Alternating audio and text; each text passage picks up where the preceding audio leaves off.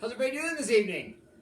We are so excited to be here. I am your host, Nate Zielinski. This is the Jiffy page all about you, the ice anglers. I tell you, if you have been a lifelong Jiffy fan and follower, maybe you're just new to this page, maybe you've never heard of Jiffy, maybe you don't like Jiffy, but I'll tell you, you're here at this page and it's all about ice fishing tonight. And I have to say that I've been a part of Jiffy for a long time, and there is no doubt I have never been more excited to be a part of this team.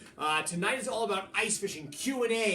We're going to literally talk about everything that you need to be doing now in preparation for the season, and obviously we were very excited because of all the products behind us. Again, this is one of those situations that as a pro and as an angler, I am so excited when you release a new product, let alone a handful of new products, especially when it makes your job and your life easier.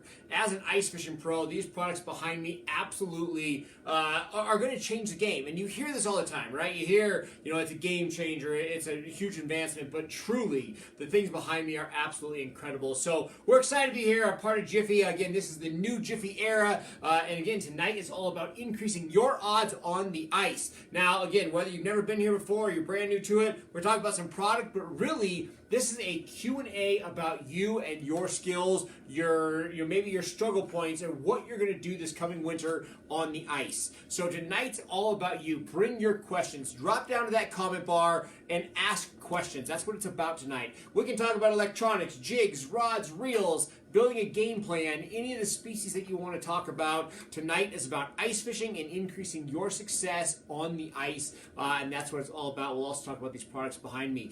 Real quick, to give you kind of a rundown of who I am, where I'm at. I am an ice angler. I spend literally every day on the ice. Home is Colorado, so I'm actually in the Rocky Mountain region, which is pretty cool because we have anglers on the ice right now. I'm not going to say it's easy, but right now, if you're willing to hike in about a half mile to a mile, we have fisheries right now with 4 inches of ice on it. So in the Rockies, we are on the ice. We also have situations where we can ice fish almost until July because we can go up so high in elevation. But our true ice belt is going to be very similar to a lot of places. Our true ice belt is December to March, and we have all species. I also guided in Minnesota for many years, and I spend, again, my entire life on the ice throughout the ice belt. Very comfortable to talk about all species. I personally do a ton of lake trout stuff. We do a lot of pike, do a lot of walleye, as well as panfish. So again, you have questions about all species. We are happy to answer them. And again, the goal here at Jiffy is to, number 1, make you safer on the ice. Number 2, increase your success. We want everybody catching fish and enjoying the sport of ice fishing, and that's what it's all about. So bring those questions. Now, before we jump into the questions, I have to say that prepping for this live feed, I've been engaging with a lot of you, a lot of private messages coming in and things like that. And everybody's asking, hey, you did a live feed before talking about all these products. When are they coming out? So right behind me, you can see the lineup. We've got the brand new hand drill by Jiffy.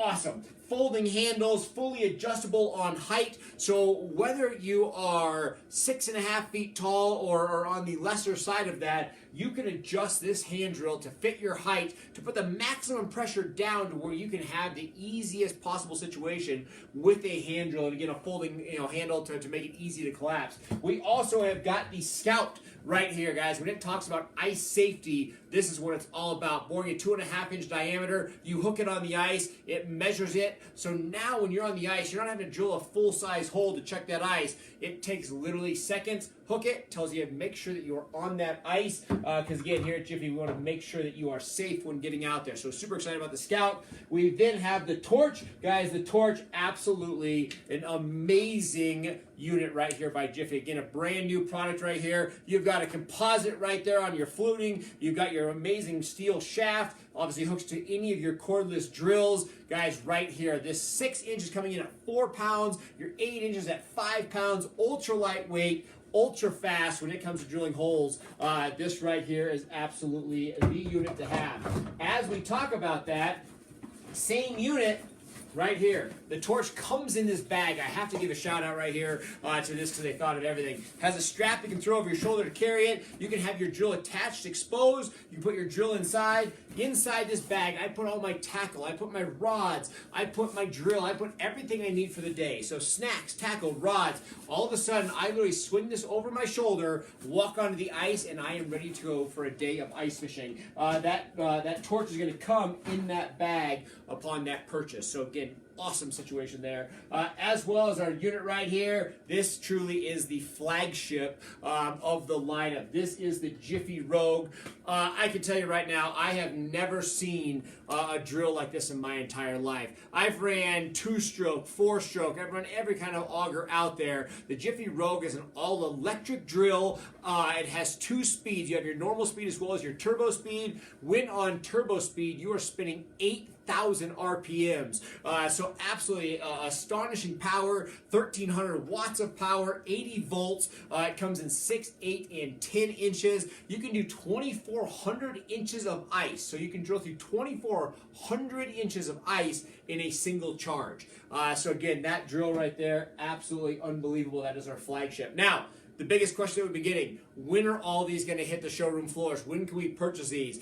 With that being said, the torch and the hand drill have already shipped. I know that a lot of people have said they're already seeing them in their retailers. I would just, kind of guess that early next week you're going to start seeing a lot more. And within 2 weeks, so not this week but the following, I would say all of your retailers are going to have it. But again, the torch and the hand drill have shipped to retailers all across the country. So those are literally getting rolled out onto the showroom floor as we speak. As far as the Scout and the Rogue, those again, like anything in the current age, right? Manufacturing's a little slower, and the biggest thing is shipping and getting it offloaded off of a ship.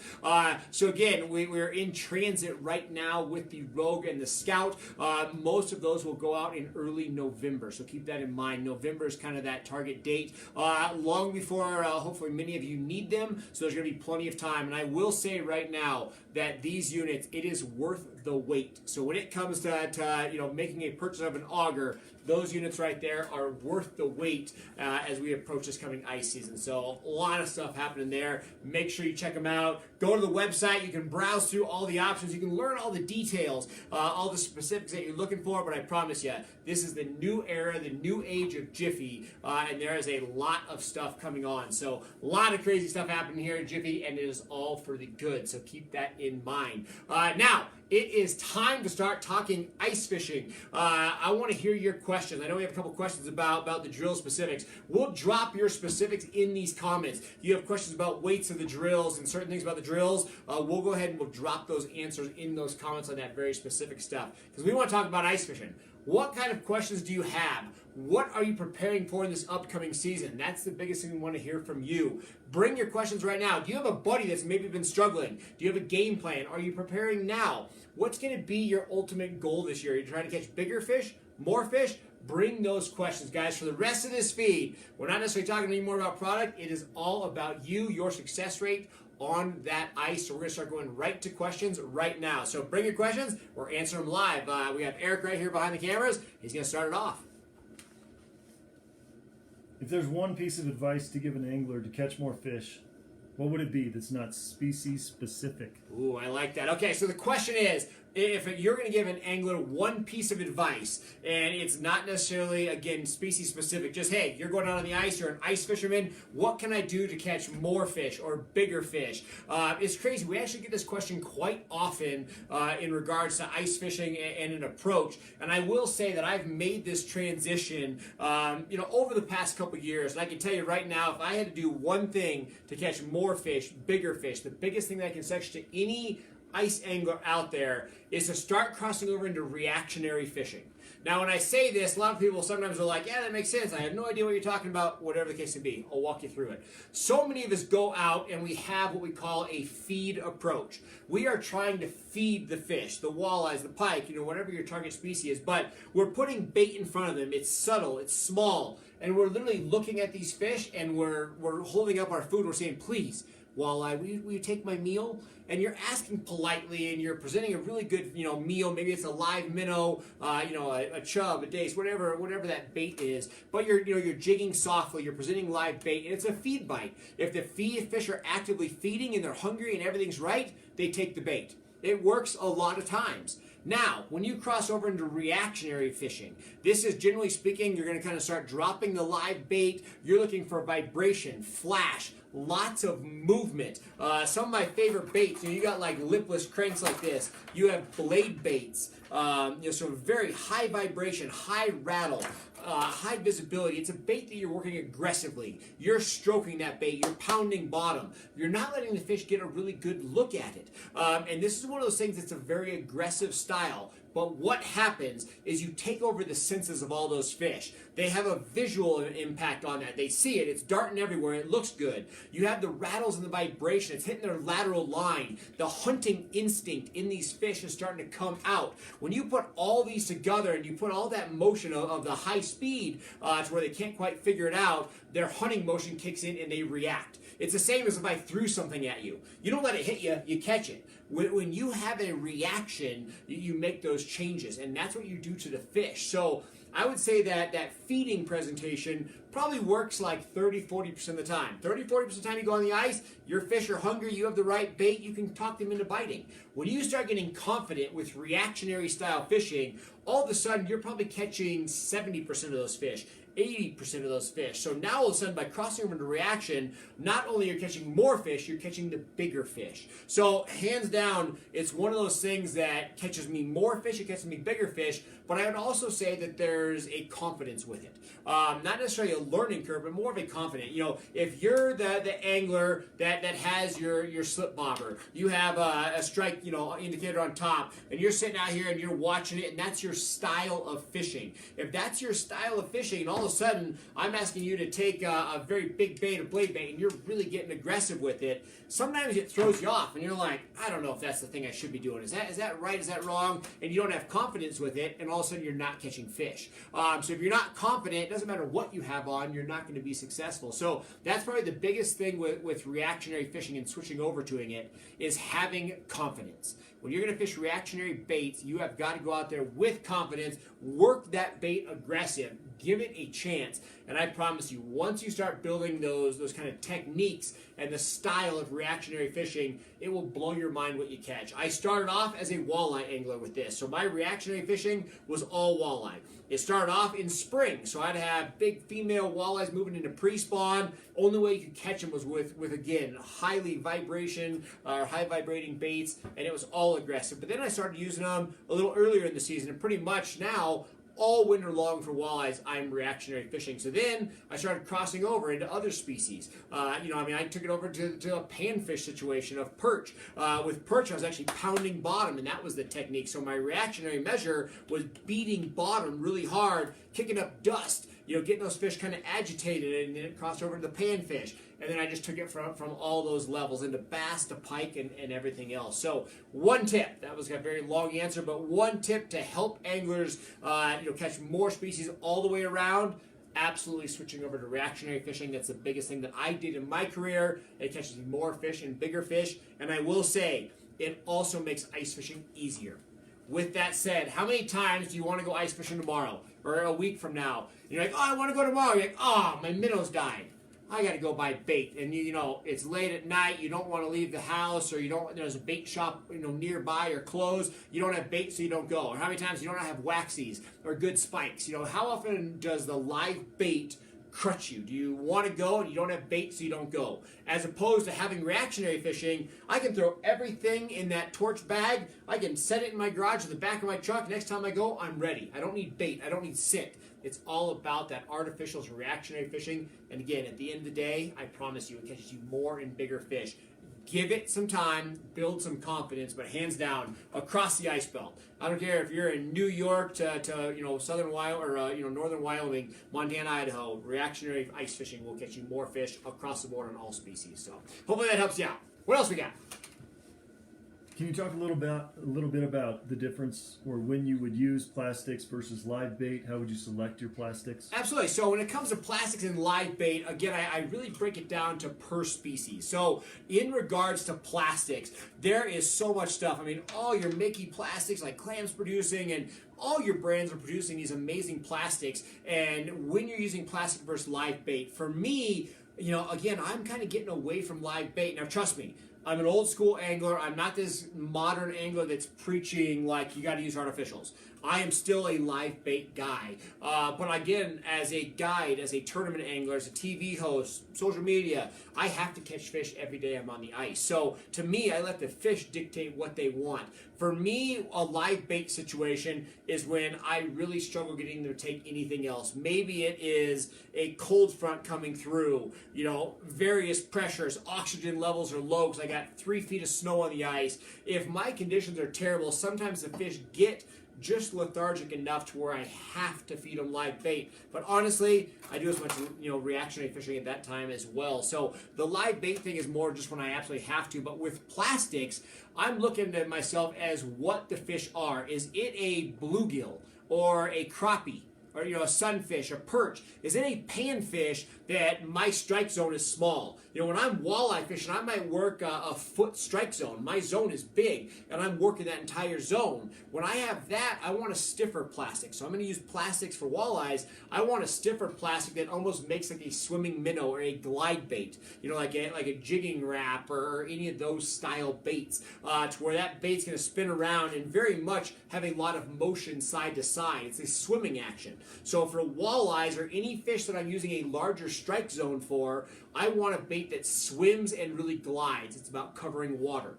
When all of a sudden you cross over into panfish, I want a very soft plastic. So I want a plastic that has lots of arms, very, very soft, to where I can just quiver that rod tip. When I pick up my rod, I can just barely shake it, and that bait's dancing everywhere. My strike zone is now 1 inch, maybe 2 inches. So it's species specific, but your bigger predators, bigger strike zone, I want a stiffer plastic, almost like a minnow shape, and I really want that bait to swim left and right all over the place in that strike zone. When I'm fishing for those panfish, even a lot of my trout out west here, I'm using a real soft plastic, smaller plastic, and again, I'm barely moving that rod tip, and I'm keeping that bait right in that strike zone. One of the biggest mistakes that I think anglers make is regarding that strike zone. You have to think about where your fish are. How do they actively feed? Even when I'm working a bait that's extremely aggressive, like these reactionary baits I'm talking about, I might take it away from the fish, but I always return it right to the fish.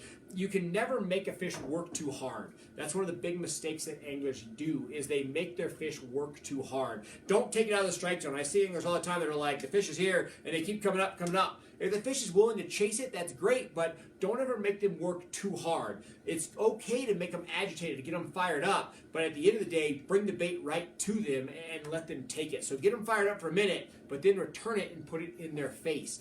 Never make the fish work too hard. And with the softer plastics, that gives you that availability to just dance that bait right in their face. A lot of movement, a lot of lively movement, and it'll catch your fish at the end of the day there. So keep that in mind. So plastics, stiffer for more swimming action, way softer for that more controlled strike zone. Again, I'd say the bigger the fish, the more swimming movement. The smaller of those species, the more softer plastics, keeping it right in their face. Hopefully helped out. If I need to address that again, comment back and let me know if I got that question. Along those lines, can you talk about whether or not you use rattle baits? Absolutely. So with rattle baits, my rattle baits are really going to cross over into that reactionary style bait, but nowadays rattles can go across the board. Years ago, a rattle bait was very much more like that lipless crankbait, and it was that style bait. But now half your spoons have rattles in them. There are rattles in heads of soft plastics and everything else. So rattle baits have really come across the board. And yes, I'm a big fan. I think anything we can do through the ice to create that reaction, create noise, to create a disturbance to where the fish want to come over is a big step. The original concept of rattles was crawdads clicking their claws together, and then it's transferred into a million different ways from there. But the concept of rattle baits is pulling fish in. The reason I think rattles are big, and I always kind of cross over rattle and vibration into the same thing. Even though they're different, to me, it is all about hitting that lateral line with those beats in the water. the whole concept here, when we go out on a boat, we walk out to the shore, right? We take our rod, we cast it out, we reel it in. If we catch a fish, great, we cast back out there. If we don't, maybe we move over 10 feet, cast it again, retrieve it, cast again, right? In 5 minutes, you're covering a 100-foot in length by 50-foot to the side section of water. Hopefully we catch some fish. Now all of a sudden we go through the ice and our entire world lives in a hole this big, right? We're not casting, we're not moving around. Even if we drill a lot of holes and bounce our baits around, our entire world lives this big. So as an ice angler, everything I can do to draw fish to me helps me catch more fish at the end of the day. That's where you take a very similar bait, one with rattle, one without, as long as the conditions are not crazy, as long as your barometric pressure isn't through the roof, as long as things aren't in a bad situation, the bait with more rattle, more movement, more noise is going to draw more fish in, and therefore you're going to catch more fish, or at least give you the opportunity to build a pattern to catch more fish. But again, think about the situation you're in. Your whole world is down this 8-inch hole. Never on your boat do you do the same thing for a couple hours on the water. You move around. On the ice, we don't do that as much. So think about your whole world living down that small hole.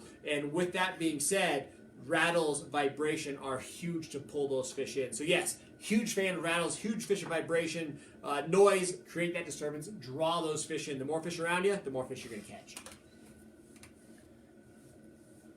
Do you think fluoroleaders should be used for pike? Ooh, I love it. Or any other species? Any other species. So, fluorocarbon leaders. Well, we might as well just break this in. We had a ton of questions leading up to tonight's event about line. Let's just address it. So, in regards to line, we'll talk about it for pike, we'll talk about it for tip-ups, we'll talk about it for everything.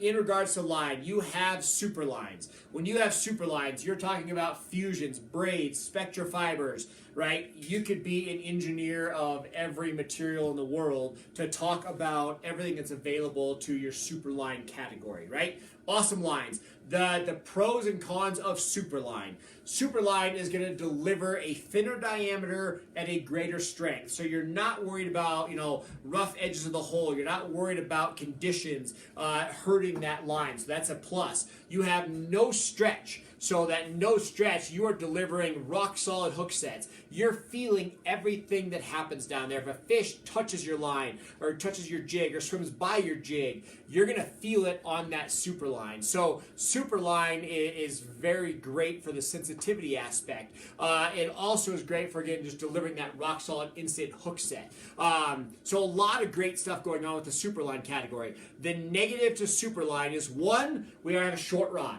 So when you're using Superline on an open water rod, a 7-8 foot rod, you have the rod to absorb. The line does not stretch. So if that fish makes a big head turn, if that fish makes a hard dive, your rod absorbs it. Right? So your rod absorbs everything in regards to kind of the concepts of that Superline not having stretch. As opposed to the ice where you have a 2-foot rod, a 3-foot rod, all of a sudden you have less rod to absorb that line. So now all of a sudden when that fish takes a run, it's a lot of pressure and you tend to lose some fish by not having stretch. But the true only big negative to Superline is that Superline holds a lot of moisture and it can freeze on your spool. I can't tell you how many times I've been out in situations where I have Superline on and I'm outside of a shelter. Now, if I'm inside of a shelter, heater running warm, all's good. But if I'm outside fishing, it's fairly common to be in cold temperatures. After that initial drop or two, all of a sudden I have moisture on my line, and when I set the hook, it'll be frozen. The fish takes a run, and I have no drag because it's frozen up. So that's the pros and cons of Superline. You then get into fluorocarbon. Fluorocarbon's awesome. Fluorocarbon is going to hold less memory than a monofilament. The nice thing about fluorocarbon, it is fairly stiff. So you can take all your variations of spoons, right? You can work a spoon aggressive. That fluorocarbon is stiff going to the head of that bait, so you can be really crazy with your rod tip and your bait does not foul. As opposed to a monofilament where you get crazy on that, the bait's going to turn over and hook itself. So fluorocarbon has a great stiff quality, allowing me to work a lot of baits in a lot of fashions. It also has less stretch. So it has more stretch than Superline, but less stretch than mono. So again, I get great sensitivity, and I get a great feel, and I can get a good hook set. The other huge benefit to fluorocarbon is the fact that it is invisible to the fish, so they cannot see that line in any situation. Now, I will say how you make that fluorocarbon. It's a more solid line, so again, it does really good on the pike with bite-offs, but again, it is a very good line. I'd say overall, it's not quite as strong as some of the others, but again, fluorocarbon, absolutely awesome line in the winter. Lastly, you have monofilament. Unfortunately, monofilament, I want to say, is one of those lines that over the past couple years is almost getting a bad name. Everybody's like, oh, you use mono, you're that guy? It just is what it is. Monofilament, it's very affordable, it's cheap. It's an old school line. It's what your dad used, it's what your grandpa used. It's mono. But the benefits of mono, number one, lots of stretch. So in a situation with lots of water, so you're in deep water, big hook sets, mono stretches, so it does not deliver that rock solid hook set, which can be a negative. Monofilament holds quite a bit of memory, so there's a bunch of memory on that, so you get coils coming out of it. So again, it's maybe not as strong, it's definitely not clear, so mono has all those negatives. The positives to mono, the stretch is good. You have a big walleye, an 8-10 pounder on there, a little short 24, 28, 30-inch rod, 36-inch rod. That mono stretches. That walleye throws his head, especially right at the hole. That mono will absorb those big head shakes, keep the hook pinned almost like a bungee cord, and you land a lot more fish at the end of the day. So the mono is huge for the availability to really help you land more fish at the end of the day. So they all have those perks. In regards to pike, somebody asked, do I use it for certain situations? If I'm pike fishing, I break my pike fishing into two categories. I tip up fish with bait, whether it's live bait, dead bait. My tip up is going to have a steel leader, and then I go into mono. So I go from steel leader to mono on my tip ups. I want to have that stretch. I have my braided Dacron. I run about 8 to 10 feet of mono leader. I usually run 14-pound mono, and then I go to a steel leader to where my bait is attached on that tip-up. I have to have that mono as a stretch. So the mono is huge for the pike fishing and the tip-ups. They would bite through it, but I have enough steel there to prevent that, so I'm good. As you look into the second category of pike fishing, when I'm working active baits, small or large spoons, tube jigs, when I'm working an active bait with the concept of targeting pike, that's when I do use the fluorocarbon. So I'm using an 8 to 14-pound fluorocarbon leader to where I'm going down to a spoon, to a plastic, to, again, any of those baits that I'm approaching pike with. But in regards to my active presentation, I'm working the bait, I'm jigging, that's one of those big things that I'm going to put a big focus on using the fluorocarbon for the pike opposed to any other line. So kind of keep that in mind. So again, super line, mono, fluorocarbon, they're all awesome. They all have their time and place, and I really break it down to species, but more so technique. If I'm using my real small plastics, right? Real small, I want lots of dancing, I use my real light monofilaments. If I'm using my spoons, right, I'm bouncing these spoons around, moving them all over the place, I use my fluorocarbon because that's going to keep that line stiff, really let me move it around a lot. If I'm in a situation, deep water, I need mega hook sets. I need overall strength. That's when I use my super line. Again, only thing to keep in mind, I only use my super line if I am in a shelter or in a warm place. So keep that in mind. That's the biggest thing to help you with that super line and helping you catch more fish at the end of the day. So hopefully that helped. Do we have any other questions about line or any other way to address that or explain things? What kind of line were you using to catch that big rainbow the other day? Perfect. Talking about big rainbows, we had that big rainbow there. That was actually kind of a crossover. So we have some awesome big fish going on right now. We're using super line with fluorocarbon leaders for that open water stuff. And once we get to the ice, we're actually going to be on that same fishery, but we're going to switch over to all mono. So open water, I'm super line going into fluorocarbon, but on the ice, we're all mono. So talking about that, some people saw that big rainbow that we promoted. We have some awesome opportunities here where I'm fishing. We'll be on the ice in middle to late November targeting big rainbows. Our big rainbows, a big fish will go 28 inches, 30 inches. Very average fish is going to be that 20 to 24 inch range, but they're big fish. I mean, they're 4 to 8, 10-pound rainbows, and we're catching them in shallow water. So we're sight fishing through the ice. So we set up a shelter. We actually drill two holes. So I drill a vertical hole that I'm fishing in, maybe 3.5 feet, 4 feet in front of my shelter, in front of me in the shelter. Then I drill an angled hole. So I take these drills behind me and I drill an angled hole at like a 45. So now I can sit in my shelter, and instead of crouching over that hole, I can jig normally, and I have a whole board at an angle so I can sit and look and I can watch my jig. But we're doing this in 2 to 5 feet of water. 6 feet of water would be deep. So when you have these big 4 to 8 pound rainbows hitting a bait in 3, 4, 5, 6 feet of water, they run. I mean, they are going 100 yards out. So your line is going from here straight down, hitting the hole and turning. So I literally have a bend, another bend, and that fish is way out there. Half the time my rod is pointed right at them. If I use a super line or a fluorocarbon, I have zero chance of landing these fish. So it is all about the mono to have that stretch. I'm relying on that bungee cord effect to keep that hook pinned in their jaw. So that early ice bite that we get for those giant rainbows, it is all about mono, shallow water, aggressive bait. So super clear water, bouncing those baits, sight fishing, mono rod, and it is literally set the hook and hang on. We're actually going to do some live feeds. I have to give that throw out here. Guys, this is literally the second of many live feeds. Again, here at Jiffy, our goal is to make you the best ice angler on the ice. We're going to do a couple live feeds from the ice. We're going to bring our cameras. We're going to bring underwater cameras. We're going to be set up in our shelter. We're going to be doing these live feeds from the ice, catching fish. So make sure you kind of keep that in mind. Look out for the updates on when we're going to be going live from the ice, and we'll show you these techniques firsthand. So, all right, what other we got?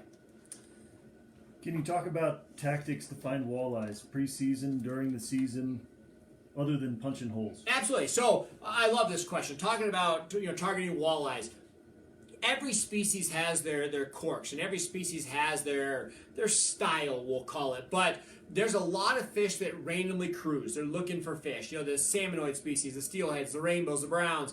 They are hunters. They are cruising around. You set up, and a lot of times they're going to come to you. A walleye is methodical. A walleye shows up when it's hungry, it eats, and it leaves. In most situations across the country, a walleye is going to come up on structure, feed on structure, which is like the top of a funnel point. When they're done feeding, they're going to slide off into deeper water, and they actually use depth of water to build pressure to help them digest their food. So the average fishery, a walleye feeds shallower, drops to deeper water, and they're using that deeper water to help them digest their meal. And that's usually the concept of a walleye feed. Now, with that being said, the number one way to increase your catch and your concept of walleye fishing through the ice, you have to know what the food source is. So if you want to become a better angler, you ask yourself what we call the 3 W's. What the food source is, when is that food source available, and where does that transaction take place? So it is literally the what the food source is, where it is, and when is it happening. And that's the concept that's going to lead you to more walleyes than anything else you can do ever when you're on the ice. But ask yourself, is it a situation where is it a shad? Is it a perch feed? Is it a Cisco? Whatever. Ask yourself what the fish are feeding on. And once you ask yourself that, ask yourself kind of where that is. So if it's a minnow that is swimming around in the middle of the lake, it's a suspended bait fish. If it's that walleye is going to be on structures. That walleye is going to be sitting on a high point. That bait fish hits that wall and swims up and over it. So the walleyes sit there as an ambush point to feed on them. If all of a sudden you have a really low in the water column food source, maybe like a fathead minnow, maybe like a perch base, if it's that, your walleyes are actually going to be pushing the walleyes up against the edge of that structure. So you have a big structured wall, the perch are low in the water column, those walleyes push that perch right up against that wall and feed on them in that situation. So asking yourself what the food source is the biggest key to know where your walleyes are going to be. Now, with that said, even if you don't quite understand those concepts or you don't know your food source, the one thing I really want you to consider, and you can take this everywhere, your walleye is going to change depth. When the walleyes start off, so when we get on the ice, generally speaking, we're on the ice, December, January, depending where you're at. Some people are on the ice in November, but, if you're in that typical Midwest or, out here where I'm at in the West, we're getting on the ice in December. Even late ice would be early January. When we first get on that ice, our walleyes are what we call the mid-zone. When we talk about a mid-zone, our walleyes are in that 15 to 20 foot mark.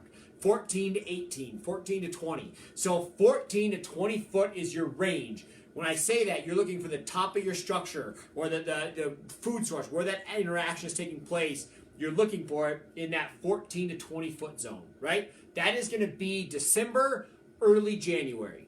Then you go into a kind of a spell, which we call as our true midwinter season, and those walleyes are going to go deeper. So your mid-January to mid-February, they drop deeper. We see these fish in 20 to 30 feet of water. Again, this is just a general rule kind of all across the country. So I see those walleyes in that slightly deeper water, 20 to 30, but still in those key structure points where the food is at.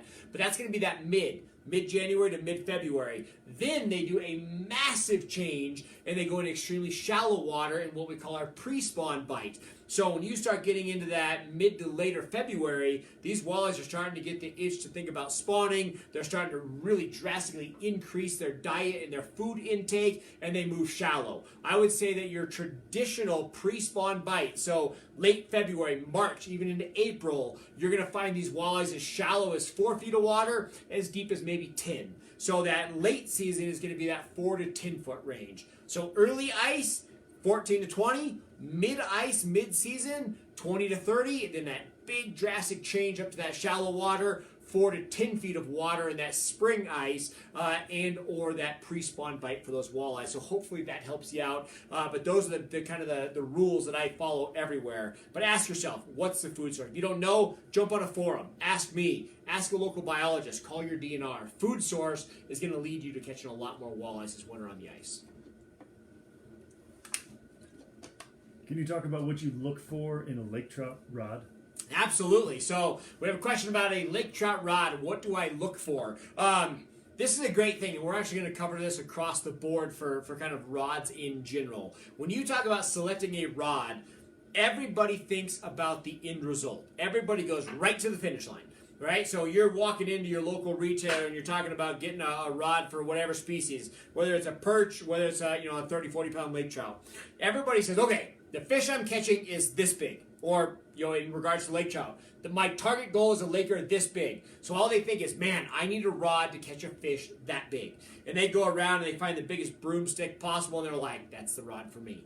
When in reality, you have to take steps. So first, before you even think about landing a fish, you have to get a bite. Once you get a bite, you have to set the hook. Once you set the hook, you have to land the fish. 3 steps. Bite, set the hook, land the fish. That is your goal. So, number 1, you have to get bit. So I look at a situation of lake trout. Hey, where am I at in the country? Am I in Colorado? Am I in Wyoming? Am I in Lake Superior? Where am I targeting these big lake trout? And what am I going to be using for a bait? Is this a situation where I'm fishing, small spoons, small rattle baits? There's fisheries where you are literally fishing a 2 to 3 inch presentation, catching 20, 30 pound fish. If I'm using that smaller bait, I'm going to use a smaller rod that I can work that bait with. That rod that I can feel that smaller spoon with, that smaller blade bait, that smaller plastic. So if I'm using a small presentation, I want a rod that can control that presentation. I have to have the right action. I want to make sure that I can feel that bait, I can dance that bait, I can get the correct swimming motion out of that bait. Therefore, I get the bite, then I can set the hook, then I can land the fish. Then you have situations like we're out here west. Where I'm at out west, our big lake trout are feeding on a big food source. So our lakers are in shallow water. They're feeding on big rainbow trout. They're feeding on big suckers, on big kokanee salmon. I would say that the average food source for our lakers is probably somewhere in that 10 to 14 inch range. So literally we are 10 to 14 inch food source that these giant lakers are feeding on. So when I go after them, I'm using big tube jigs, big plastics that are in that 8 to 12 inch range. So I'm using a big presentation. A lot of times these big plastics I'll tie up with a 3/4 ounce head all the way up to a 1.5 or even 2 ounce head. So I'm using a big bait that's heavy. With that, I have to have a rod that can handle that. The reason I say that, let's just say I take this lighter rod right here, right? I put on that 8-inch long tube jig, that 10-inch long tube jig, that big head, and I drop it to the bottom. When I go to jig it, you can see this rod loading. That rod's going to load 4 or 5 inches before the bait even moves. Rod loads, Then I finally get up here and the bait jumps. Now I only want to hop that jig like 4 inches, so I'm doing this with my rod, but it sticks because it's so heavy. Then the rod jumps, and then the rod unloads. So all of a sudden, if I take a rod that is too light, and I'm trying to do these nice little 4-inch hops, I end up doing like 8 to 10-inch hops because the bait's so heavy. The rod loads, then I finally get the bait off bottom, then the rod unloads, doubling the distance that that bait travels. So all of a sudden, I'm doing my normal strokes. I think it's 4 inches because that's what it is on the surface, but in reality, by the time the rod loads, moves, unloads, that bait is jumping everywhere. I'm not going to catch any fish, let alone have anything to do with the hook set or landing the fish. So all of a sudden, when I get into those bigger presentations, I want a rod that can handle it. 40 to 50-inch rod, heavy, extra heavy rod. I'm running all of the Dave Ginn split grips or the Jason Mitchell Mackinac rods, but I am running a heavy action rod. That way, I can control that bait. When I snap my wrist like that, I want that bait to jump. So what I do with my rod, I want that bait to immediately react to it and swim as I want. So if you're using too light of a rod, you're not going to get any action. If you're using way too stiff of a rod, it's not going to have that correct action. So matching the rod to the technique is by far the most important thing to do, and then you start looking at all the catering factors of landing that fish. But again, if your rod's too light, you're not going to land those big fish. Your rod's too heavy, you don't have enough play, and a lot of times you'll break the line or pull the hook out of the mouth. So the rod selection is absolutely important. Match it to your technique. So don't think about the end result of the big fish. Think, hey, where am I going? What technique am I going to do? What is my cadence of that bait? Once I figure that out, get a rod that can get the best action out of that bait, because you got to get a bite before you can do any of the other steps as far as hooking them and or landing them. So hopefully that helps you out. But where I'm at, we're running big baits. If I had to say my top baits, I always break it down in the tube fashion, number one. So my best big lake trout bait are tubes. When I say that, it's everything from big tube jigs, big freshwater squids that you use for saltwater. I run a lot of big giant like Bondi baits for muskie. It is all about a big, massive plastic that's going to fit the food source of a 10 to 14-inch rainbow or sucker. And that's how I'm catching those big fish. So big baits, heavy action rods, aggressive fishing, shallow water. That's the keys to big lake trout, at least where I'm at out west here. So, all right, guys, we're going to do 1 or 2 more questions. We're going to call it a night. But as always, with this being said, we always go back and answer these questions. So bring your questions right now. Flood me with them. I want to hear from you. I want to make you a better ice angler. Whatever questions we don't answer live, I will go back through, answer them in the comments, as well as review these comments on our next live feed. I promise you, we are just getting ramped up with these live feeds. As we start getting into the ice belt, we'll start giving you ice conditions. We'll start breaking everything down for you more, and every one of these themes is going to have, or every one of these nights, I should say, is going to have a specific theme, again, to make you a better ice angler. I promise you. Here at Jiffy, we are all about your success on the ice, so bring your questions. Let's hear them all now, but let's take 1 or 2 more. How do you change your fishing when pressure increases on the water? Absolutely, so that's great. So when we talk about pressure, how do I change my fishing when pressure increases? When we talk about pressure, we have 2 kinds of pressure. You have angling pressure, to where you have a hot spot, a great weed line, a sunken island, whatever. You have your spot. You go out there the first day, there's nobody around, you're pounding fish. Next time you come out, it looks like Swiss cheese, right? There's holes all over the ice, and you're like, man, fishing pressure's been tough. One style pressure. Very manageable. The negative pressure is barometric pressure. There is no doubt dealing with a storm front coming through, dealing with barometric pressure is the hardest thing an ice angler will ever deal with. Everybody has good days and bad days on the ice. The more you start following barometric pressure, the more it will shock you how much that association of good days, bad days, peak windows during the day is all affected by that barometric pressure. So with that being said, you break things down into 2 fashions, whether it's angling pressure or barometric pressure. I'm out there fishing, things start to slow down, right? I'm catching a lot of fish, and all of a sudden it starts fading off. You have to either downsize to where you are going micro, small bait, minimal movement, and you're begging the fish to take the bait. Please, fish, it's right here at the end of my hand. I'm not going to bite you. Just take the food. So you either beg the fish to feed, or you go on the opposite end of the spectrum and you get as aggressive as you possibly can with reactionary feeding.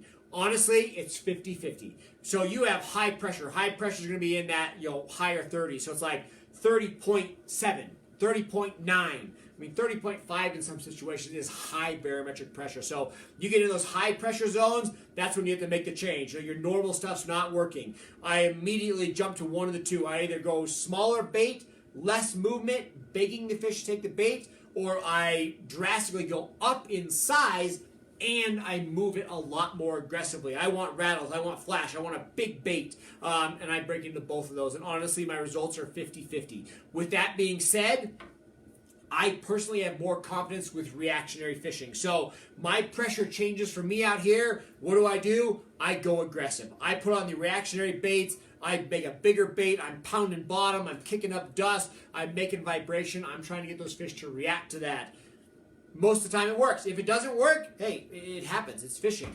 Then I'm going to go back to the smaller bait. I'm going to cut those plastics in half. I'm going to just drop the smallest thing possible. Instead of my strokes being like this, I'm going to move them like this. As if I'm freezing, just minimal movement. And sometimes that's what it's going to take to get those fish to take the bait. So high pressure situations, both on angling pressure as well as barometric pressure, split it. You are begging them to take a bait with a small, minimal movement, or you are full-blown reaction, big bait, as aggressive as you can get. Again, I go with the aggressive side first, but I've seen them both work at the end of the day. All right, guys, time for our last question. So last question of the evening. Let's hear it. You haven't talked about electronics much. Would you mind talking about what your favorites are? Absolutely. So talking about electronics, there is no doubt that back in the day, whether that's recent or long past, electronics were always the thing to where do you need them, do you not need them? Nowadays, they are absolutely life-changing, and it's on all perspectives. So when it comes to ice angling, electronics, you have all of your graphs, you have underwater cameras. Underwater cameras are awesome to explain things, but at the end of the day, sometimes they slow you down. So again, we're actually going to have a live feed where we talk a lot about underwater cameras, so I'm going to save that for then.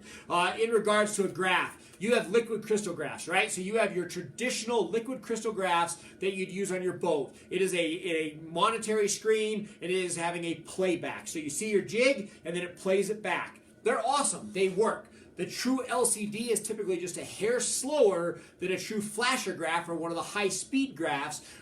Therefore, you're somewhat taking away some of your opportunities. So I personally, when it comes to a graph style, I'm all about a flasher graph because it's instantaneous.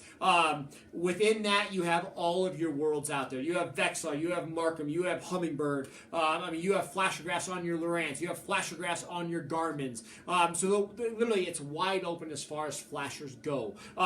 Then kind of the newest trend in regards to all your bigger electronics is your live units. Garmin was probably the leader in this industry, but Lowrance has an amazing live unit. Humminbird has live stuff. Again, Garmin was probably the first to package it nicely for the ice angler through their Panoptics package. But the live units are incredible. It's a lot bigger unit to carry on the ice. The batteries don't last as long. It's fragile. It's expensive, but you can drop down, you can pan around, and you can say, okay, I'm sitting here. There's a school of walleyes right there. Oh, they're chasing a school of perch right there. As they come in, you can watch your bait. You can watch them approach it. You can watch their front pectoral fins move.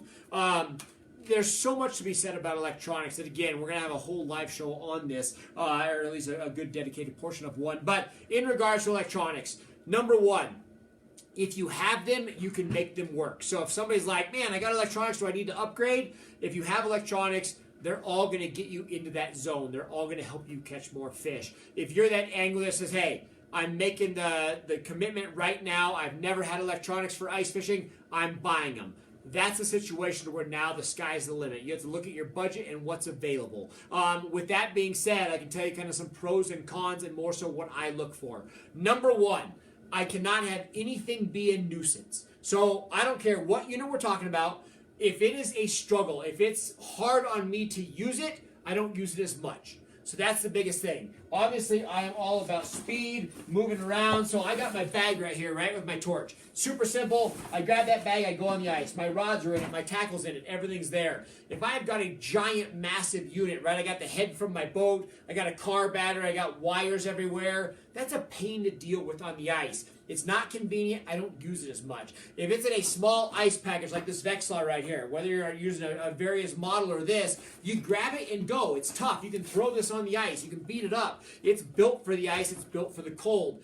That's convenient. One small battery. It's lightweight. Lasts like 14 hours on the ice. So number one thing with electronics, if it's convenient, you will use it more often. So keep that in mind.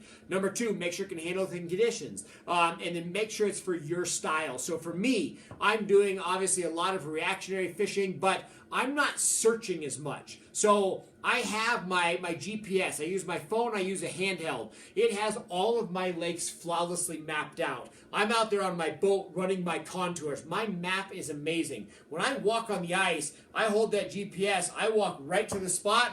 I drill maybe 2-3 holes. I'm in the zone. So to where I have the live units, but I'm not searching for fish. Now, if I pull up to a lake I've never been to, I don't know the structure. That's where I can drop that live unit pan. I can find structure. I can find fish.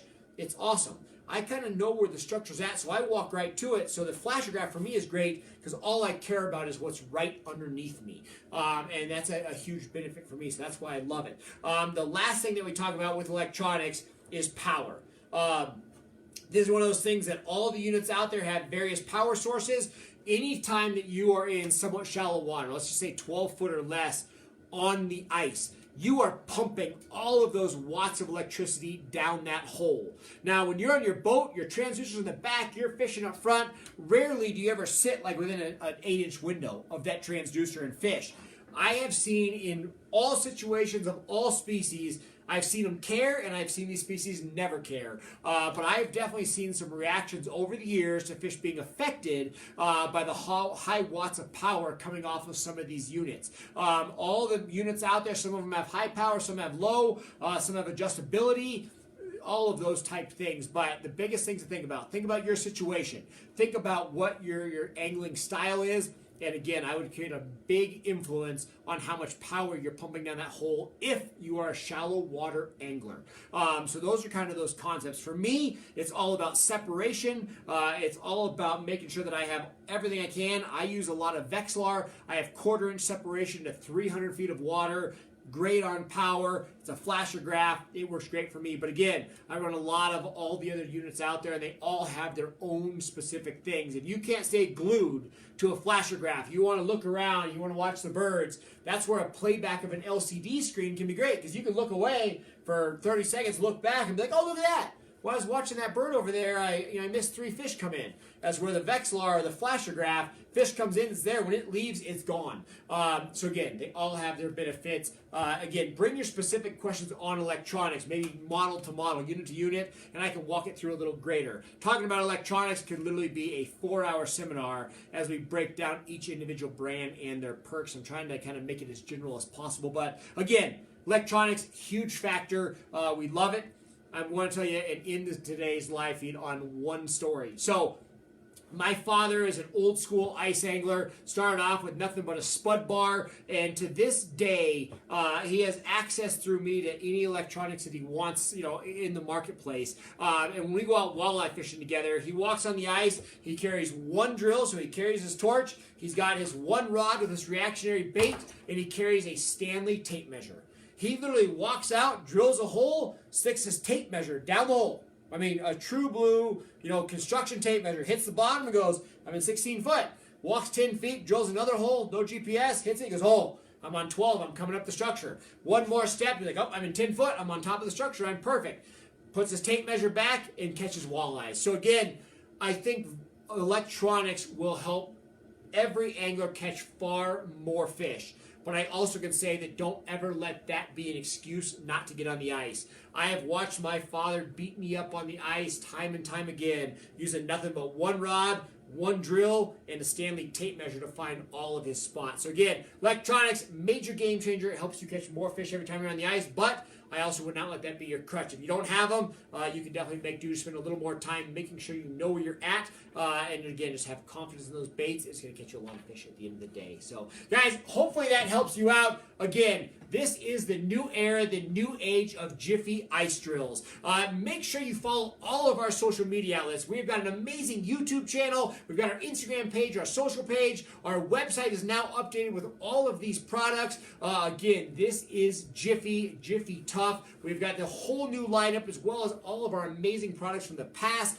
So again, our best lineup we've ever had here at Jiffy. We're excited about it. Follow us for all of those. And again, with this new era of Jiffy, we're all about making you a better ice angler, a safer ice angler. We've got a lot of content coming out as well as a lot of these live feeds. So again, stay tuned. Make sure you sign up for the notifications. We want to make sure that we're here for you. And again, you can always message us. Comment below. Tell us what you want the next live feed to be. We have a schedule, but if you guys all say, hey, we want a dedicated show to pike, to catching bass through the ice, walleyes, panfish, let us know what your concerns are. Let us know what your needs are. We will address them and make you a better ice angler every time you get on the ice. Again, I am Jiffy Pro Nate Zielinski. Thank you so much for joining me tonight. We'll see you next time.